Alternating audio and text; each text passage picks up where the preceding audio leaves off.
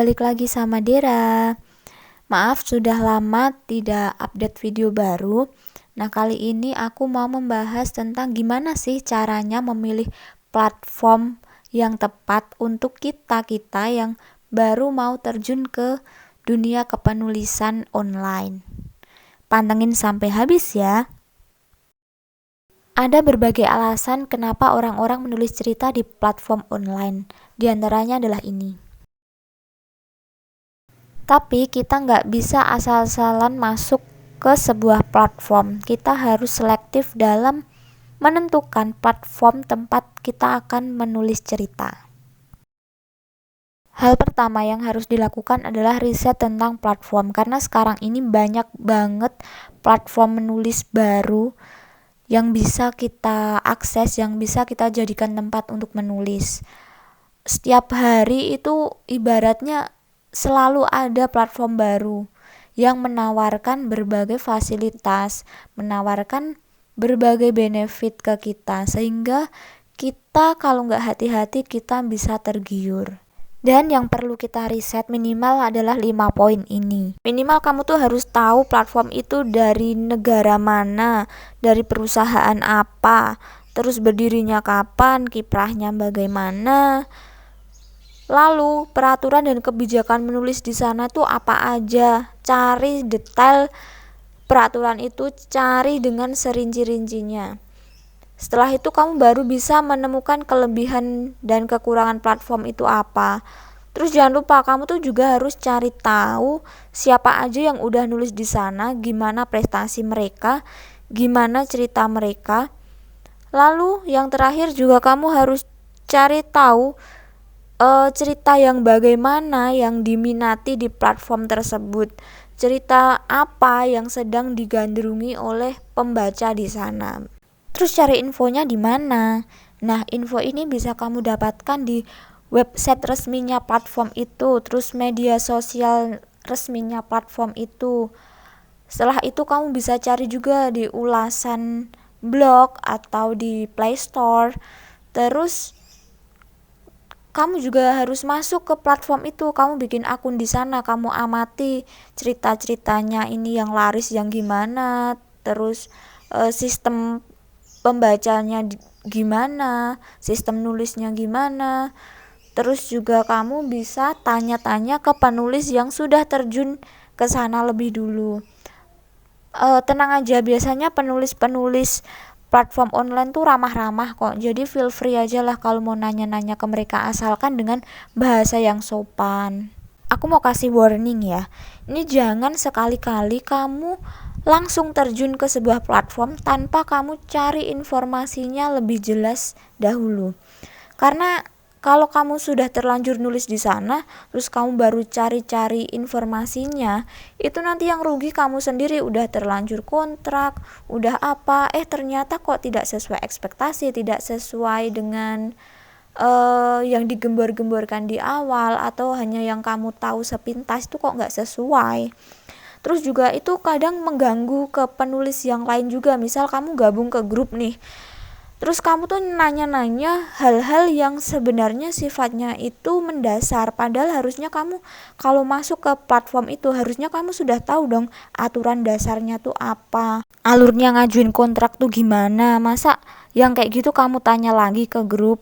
Kan harusnya kamu sudah tahu di awal. Beda cerita kalau kamu itu belum masuk ke grup itu, belum masuk ke platform itu, kamu nanya-nanya kayak gitu nggak apa-apa. Tapi kalau kamu sudah masuk ke grup itu, sudah bikin cerita di platform itu, terus kok kamu nanya-nanya hal yang dasar, itu tuh nanti kamu juga bisa disepelekan sama penulis yang lain juga.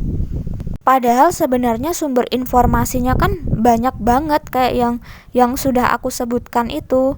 Contohnya di platform Novelme ya, itu tuh ada websitenya, ada website CS-nya, terus juga ada website untuk yang penulisnya. Di situ tuh udah ada informasi lengkapnya gitu loh, alur-alurnya nulis gimana, alur ngajuin kontraknya gimana.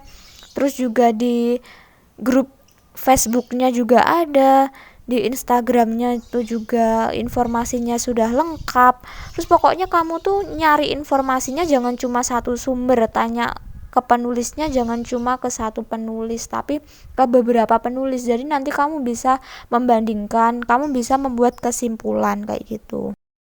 Setelah riset, itu kan otomatis kamu sudah mengantongi banyak informasi, kamu sudah punya kesimpulan tentang berbagai platform A, B, C sampai Z kamu sudah tahu.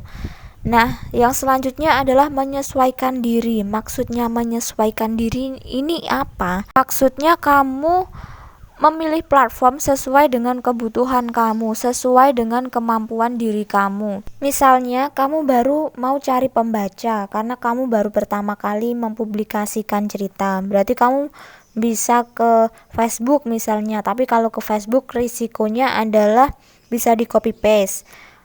Terus yang kedua, kamu bisa ke Wattpad karena itu kan platform gratisan. Jangan kamu langsung ke Karya Karsa misalnya. Kalau Karya Karsa kan biasanya yang nulis di sana itu yang memang sudah punya pembaca militan. Kalau belum punya pembaca sama sekali terus ke sana itu bukannya nggak bisa, tapi cenderung lebih susah. Kalau kebutuhan kamu cari uang, ini yang harus hati-hati karena banyak penulis pemula yang keblinger dengan janji-janji palsu platform. Sebenarnya bukan janji palsu kali ya, tapi lebih ke karena si penulisnya kurang teliti dalam mencari informasi, dalam mengumpulkan info-info penting tentang platform tersebut. Jadi hanya dengan diiming-imingi ini kamu akan dibayar sekian ratus dolar, kamu langsung tergiur, kamu langsung tanda tangan kontrak, padahal ada hal-hal yang merugikan kamu. Misalnya kamu sudah tanda tangan kontrak seumur hidup, tetapi kamu tidak mampu menyelesaikan target yang diminta, maka akhirnya kamu gak dapat apa-apa, tapi karya kamu ketahan di sana. Kamu harus hati-hati sama editor akuisisi atau ke platform hunter gitu ya, karena yang sering memberikan janji manis itu malah kulihat tuh kayak mereka, ya gak semua, tapi adalah oknum-oknum yang ingin mencari keuntungan sendiri. Jadi mereka cuma melemparkan hal-hal manis aja, nggak kasih tahu hal-hal buruknya apa.